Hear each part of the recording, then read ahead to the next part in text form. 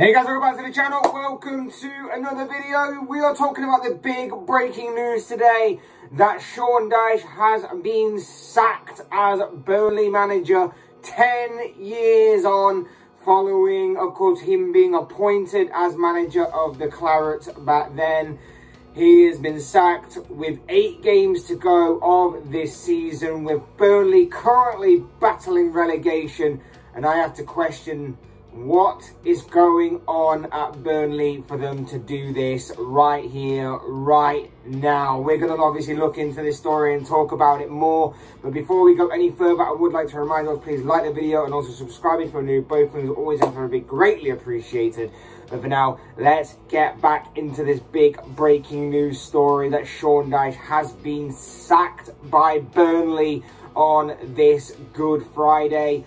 Well, it's not really a Good Friday if you're Sean Dyche, obviously, but of course it is Good Friday overall.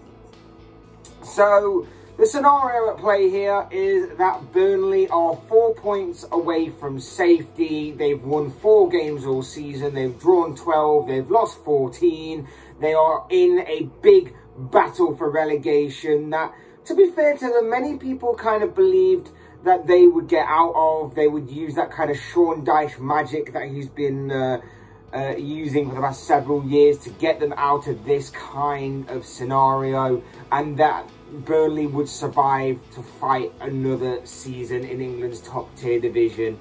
And with 8 games to go, and with a bit more of a favourable run in than probably the rest of them that were down there in the relegation battle, so to speak, there was an element to say that maybe Burnley could do it again, and maybe Burnley could do some sort of great escape type scenario and situation and survive in the Premier League. But now that Sean Dyche has obviously been sacked, it kind of throws that all up in the air. To me, this news has come completely out of left field. It's come completely out of the blue. Their last game, of course, was last Sunday. It was a 2-0 defeat to Norwich in what was obviously a big bottom of the table clash there between two sides that are, like I say, still battling relegation. A big win for Norwich, a big defeat for Burnley, especially because they couldn't capitalise on obviously beating Everton last week or the previous week, and what was another big bottom of the table clash there. So they couldn't capitalise, but it was still a big game nonetheless. They lost that game. They're now 4 points away from safety. And with a big game coming up against West Ham this Sunday, you have to question why this news has come out the way it has and when it has. This could signal a few things on Burnley's part as a club. I was thinking about it, and I was thinking that maybe Burnley's board have decided to throw in the towel on this season and prepare for life in the Championship for next season. And by doing that, they decided to get a head start on a new manager, a new way of thinking, some new ideas and so on and so forth, to get, like I say, a bit of a head start before the new season starts. B, this could be Burnley's last roll of the dice to try and maintain their Premier League status and try and maintain Premier League survival by hopefully getting a new manager in who will produce a new manager bounce at the club. Or C, there's been some sort of dispute, disagreement, something's kicked off behind the scenes at Burnley that of course have led the club to make this kind of decision.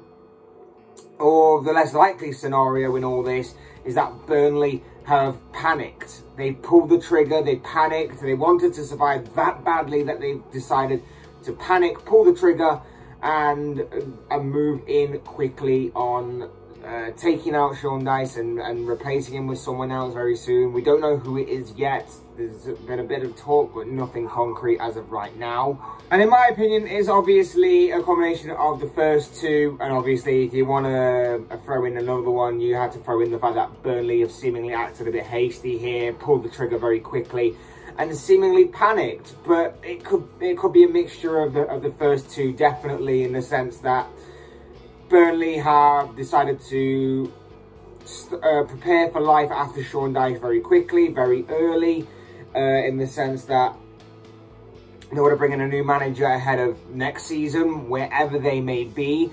And of course, this new manager sort of thing that comes around most of the time when new managers enter a new club could also be a factor in that as well. They've seen other teams maybe go on and do a similar sort of thing in previous seasons gone by, and they think that they will have a chance now to roll the dice here and do something very similar. But like I say, it's a very strange piece of news that not many people saw coming, and due to his loyalty over the years, due to the sense of overachievement that Sean Dyche has produced during his decade spell at Burnley, season after season, it does seem rather crazy and sort of disrespectful in many ways that he wasn't even given the chance to see out this final season as manager. Like I say, it's a complete lack of disrespect, I think, on Burnley's part for them to not have Sean Dyche see out the remainder of this season at the very least as manager. To say that this is a guy who has achieved so much at Burnley despite limited resources, they just treat him like this. It's crazy to me. Dyche obviously led Burnley to the Premier League within his first season in charge. They yo-yoed a bit a couple of years after, in which they dropped down to the Championship but then came straight back up again a few years after. He managed to get them into England's top tier division. He managed to make them a bit of the part of the furniture in the Premier League. He managed to keep them there, maintain their Premier League status season after season, and even in what was a record high for Burnley, he managed to even get them into a brief spell of European football by finishing 7th during the 2017-2018 season. That got them into European football. It was a massive high for Burnley. It was something that was seen as a fantastic achievement. Like I say, despite him having not very much to work with, despite him seemingly punching above his weight with this Burnley side, because let's face it, it's not exactly a side or a squad ever that was going to break into anybody's world 11s of the greatest all-time players. They weren't even high quality players, with all due respect. It was just a squad that maybe wasn't oozing and bursting with talent or quality, but they all played for the common goal. They all played for each other. They played off the same hymn sheet kind of thing. They played with heart, desire, determination, and they played his way. They bought into what Sean Dyche wanted to play, which may have not been the most eye-catching or the most attractive and entertaining way of football, but they were physical, they were strong, they were disciplined, they fed off the energy of their home crowd, and on their day, they could definitely give the bigger teams of the league a run for their money. They were a very tough side to beat during Sean Dyche's reign as manager there. And speaking of money there, like I say, Sean Dyche again punched above his weight in that aspect as well, because with all due respect, he had to compete with the finances of the rest of the league. And when you consider Burnley's budget in comparison to the majority of teams that were even around them and further up the table, he was pretty much working on a shoestring budget, with all things considered. To say that he survived in the Premier League for as long as he did for the past several years, to me at least, was a fantastic achievement. To say that he could do so much with very little. And it kind of makes me wonder that maybe if Burnley had loosened the purse strings a little bit, maybe if they had backed him a little bit more and gave him a bit more money, what he could have done to solidify Burnley as maybe even more of a mid-table club than what they were right now. It would have been very interesting to see how he could have got on and how he could have progressed with a bit more backing, a bit more money to be injected into that squad and spent elsewhere. It would have been intriguing to me. But like I say, overall, this is big, this is interesting news that's come out today from Burnley Football Club, that they've sacked Sean Dyche. To me, like I say, it's completely crazy, the timing of this. It's completely crazy, the timing of it all. If Burnley was sat comfortably mid-table and their Premier League status was solidified and was certain, I could slightly understand why they may try and get a head start on the next season. But like I say, to not give him the full season, to not give a guy that spent 10 years at your club a full season, that's achieved so much with your club despite having so little, this just completely baffles me. And I have to question whether this was the plan all along, or whether this is just an act of impulse, just a spur of the moment kind of thing. We'll have to see on that one, obviously, going forward, because we're still in the fallout of this news, of course. I'd say that the problem this season for Burnley has been a lack of goals. They have drawn a lot of games. They are one of the draw specialists in this league, and that is the only reason why they still have a fighting chance of survival in this campaign.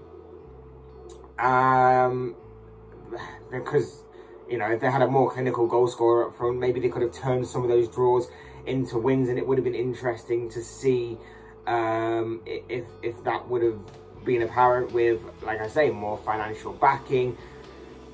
But overall, I think Sean Dyche doesn't need to worry about his future. If he remains in management, I don't think he'll need to worry too long about management and where his next job will be, because I imagine there'll be a few teams that will probably come calling for his name. I think with the limited resources he had at his disposal, I think with his sense of overachievement throughout the years, the kind of things that he can say that he was at Burnley and he did that, he led them to the Premier League, he got them even into Europe for a brief spell. It won't be long before he's back in the game and back in management with another job. Maybe a Championship club that are looking to be ambitious and break into the Premier League. Maybe with a low-level Premier League club that are looking to climb higher and take that next step into the Premier League and get them to a point where they're comfortably sat in mid-table or something along them lines. I don't think it'll be too long before Sean Dyche is back in management, obviously depending on if he wants it or not. And although that he has maybe like a bit more of an old-fashioned, a bit more of a direct, and some would say pretty basic style of play, I don't think that would put off too many people given what he has done at Burnley this past decade. But like I say, it's completely crazy to me, the timing, and I just wonder what the future holds for both Sean Dyche and for Burnley Football Club going forward.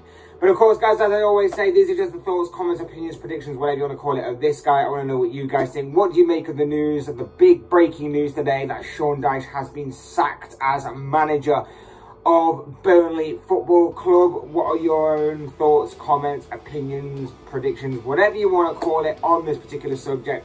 I would like to see and hear and read them down below in the comments section, which I'm sure it'll all make for interesting reading. Otherwise, hit that like button on the way out if you enjoyed the video, subscribe if you're new or want to see more content like this. Both things are always and forever be greatly appreciated. And as always, thank you all so much for watching and listening. I've been Fletch, this has been another Fletch Talks video, and I will see you all again soon in another video.